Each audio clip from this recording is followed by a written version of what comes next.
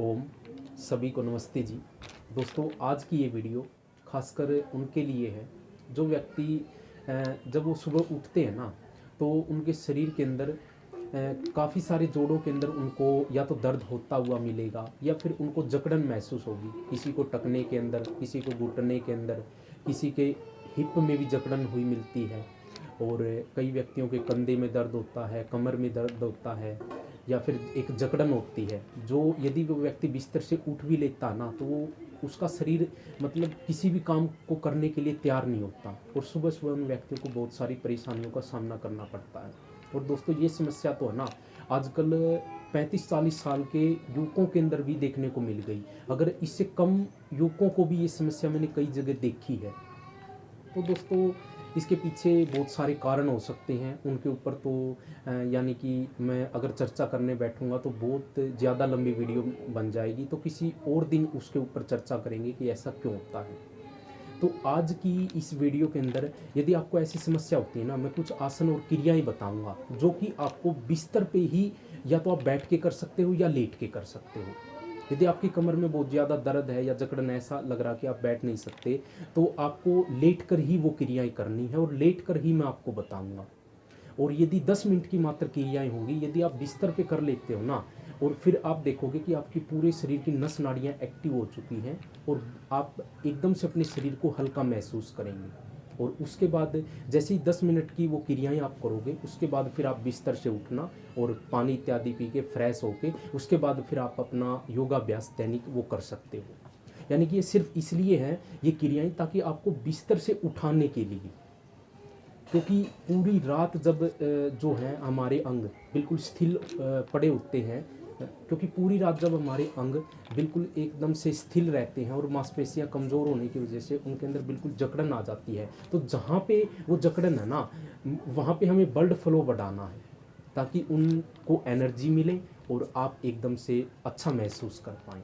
तो वीडियो ज़्यादा लंबी न करते हुए चलिए फिर मैं आपको क्रियाएँ बताता हूँ। सबसे पहले जैसे कि आपकी आँख खुलती है तो आपको तुरंत ही ये क्रियाएं शुरू कर देनी है। सबसे पहले हम पैरों से शुरू करेंगे, पैरों से लेके फिर हम ऊपर की ओर जाएंगे। ठीक है, तो सबसे पहले पैरों की क्रियाएं करते हैं। उंगलियों से हम शुरू करते हैं। सबसे पहले आपको अपनी उंगलियों को नीचे लेके जाना है, फिर ऊपर लेके आना है। इस तरीके से आप धीरे धीरे कर सकते हो, ज़्यादा तेज़ी की कोई आवश्यकता नहीं है। तो इस तरीके से आप जब इनको करोगे तो आपकी उंगलियां की, पैर के पंजों की सारी नस नाड़ियाँ एकदम से एक्टिव हो जाएंगी। इस तरीके से करो और कम से कम आप 20-20 बार करो काउंटिंग के साथ, इस तरीके से। या फिर आप ऐसे भी कर सकते हो, इस तरीके से उंगलियों को पकड़े रहो कुछ देर तक और फिर ऊपर लेके आए उंगलियों को। ये हमारी उंगलियों की क्रियाएं हो गई। अब हम बात करेंगे पैर के पंजों की। पैर के पंजों को आपको इसी तरीके से नीचे लेके जाना है। इससे आपके पैर के पंजे, घुटने सभी को लाभ मिलेगा। पूरे पैर के लिए ये क्रिया बहुत ही अच्छी है। इसको गुल्फ नमन बोलते हैं। और फिर इस तरीके से आपको पैर के पंजों को ऊपर लेके आना है, यानी कि अपनी ओर खींचना है। जब आप इनको अपनी ओर खींचोगे तो आपको पिंडलियों पे एक बहुत ही अच्छा खिंचाव देखने को मिलेगा।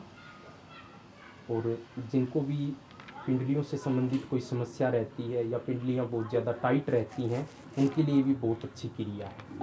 आप काउंटिंग के साथ कर सकते हो, जितनी भी आप कर पाओ अपने सामर्थ्य के अनुसार ही आपको करनी है। ये 10 मिनट की क्रियाएं दोस्तों आपके पूरे शरीर को एकदम से हल्का और जोश भरने का काम करेगी। फिर आप देखना कि जैसे ही आप उठोगे तो आप तुरंत ही किसी भी काम को आसानी से कर पाओगे। उसके बाद दोस्तों, अब हम टखनों से संबंधित क्रिया करते हैं। इसमें हमें इस तरीके से अपने टखनों को घुमाना है। एक बार आपको घड़ी की दिशा में और एक बार फिर आपको घड़ी से विपरीत दिशा में इनको घुमाना है।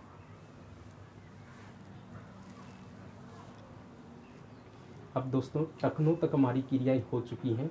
अब हम घुटनों से संबंधित क्रिया करते हैं और इससे संबंधित बहुत सारे व्यक्ति परेशान होते हैं, क्योंकि कई बार ऐसा भी होता है कि व्यक्ति अगर कुर्सी पे बैठ गया तो कुछ देर यदि वो बैठ गया ना पैर नीचे लटका के, तो उसके बाद उससे चला नहीं जाएगा। ये बिल्कुल जो मांसपेशियाँ ना एकदम से अकड़ जाएंगी, एकदम से इनके अंदर जकड़न हो जाएगी। तो आपको दिन में 2 से 3 बार ये क्रियाएं ज़रूर करें, जो मैं आपको बताने का काम करूँगा।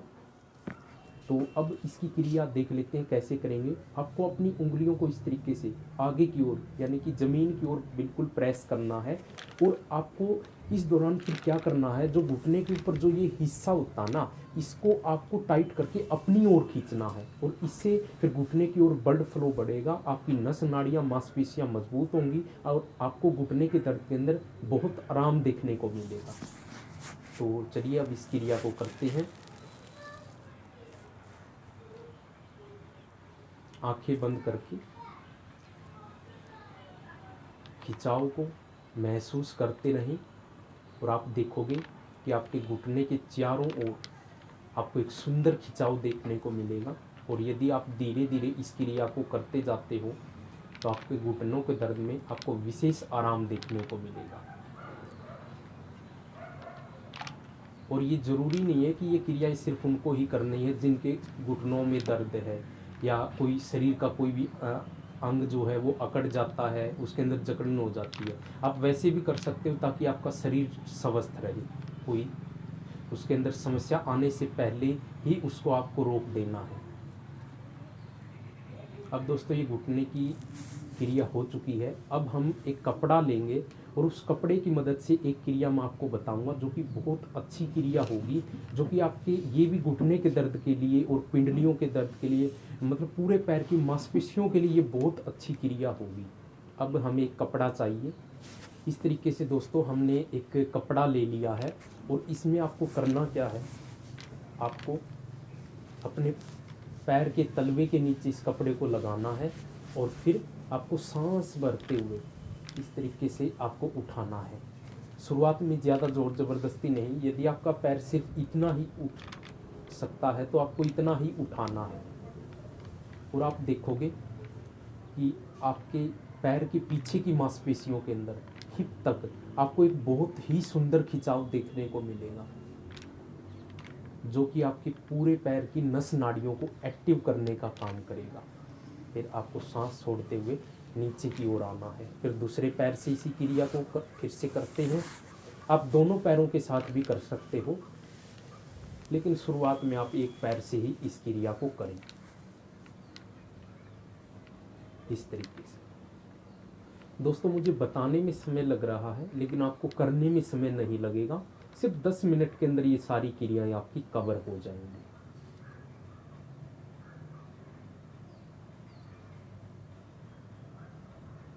इस तरीके से फिर धीरे धीरे अपने पैर को नीचे लेके आए।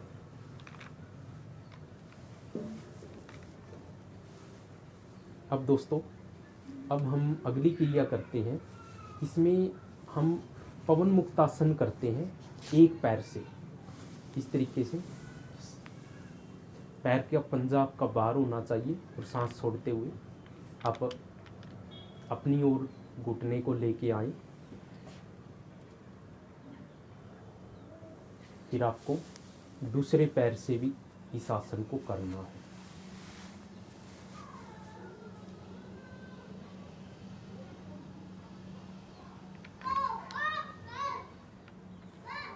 इस तरीके से अपने सामर्थ्य के अनुसार करते जाएं।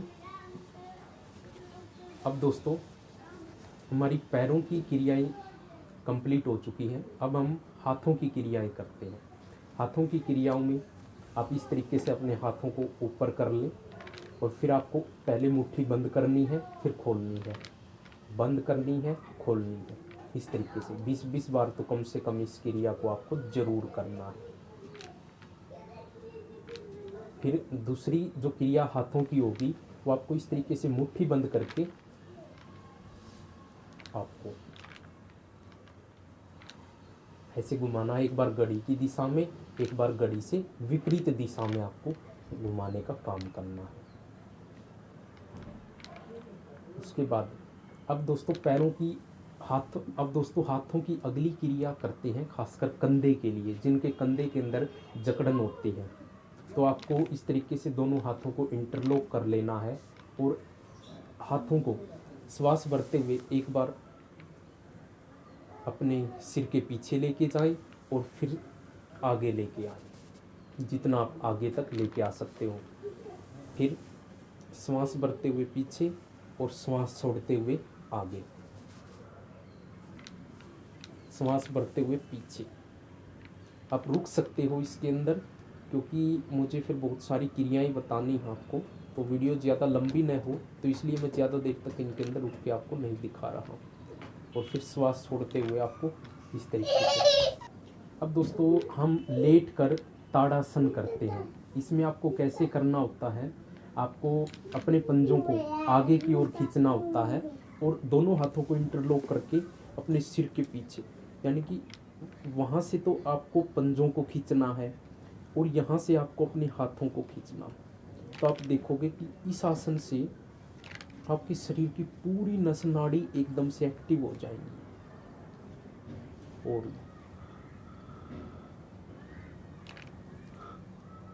और आपको इस आसन से पूरे शरीर को और आपके पूरे शरीर को इस आसन से फ़ायदा होगा, चाहे आपके घुटने हो, टखने हो या आपके हाथ हों।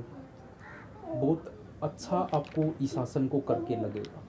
उसके बाद दोस्तों अब हम एक आसन और करते हैं, मेरू दंडासन, जो कि आपकी कमर के लिए होगा। इसमें जैसे कि आपको एक पैर के को घुटने से मोड़ते हुए आपको दूसरे पैर के घुटने के पास रखना है और इससे अपोजिट जो हाथ होगा ना, उसको यहाँ पे लगाते हुए आपको ज़मीन के पास लेके जाना है और आपका जो हाथ है वो दूसरी साइड होना चाहिए और जो हाथ आपका फैला हुआ है उसी साइड आपका चेहरा होना चाहिए। कमर के लिए बहुत ही अच्छा ये आसन है मेरुदंडासन। ये आपकी कमर की मांसपेशियों को मजबूत करेगा और आपके डाइजेशन के लिए भी बहुत अच्छा आसन है। तो इस तरीके से आप इस आसन को करें। आपको सांस छोड़ते हुए करना है, तो सांस लेते हुए आपको इस आसन से बाहर आना है। अब दूसरी साइड से और इस आसन को करके दिखाते हैं। तो जैसे ही आप इन क्रियाओं को, इन आसनों को करोगे तो आपका शरीर एकदम से एक्टिव हो जाएगा, प्रत्येक नस नाड़ी एक्टिव हो जाएगी और आपको एक नई ऊर्जा महसूस होगी।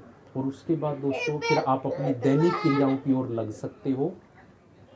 तो दोस्तों आज की यही क्रियाएं थी। बताने को तो बहुत कुछ है, लेकिन यदि मैं ज़्यादा आपको बताऊंगा तो वीडियो भी ज़्यादा लंबी बन जाएगी।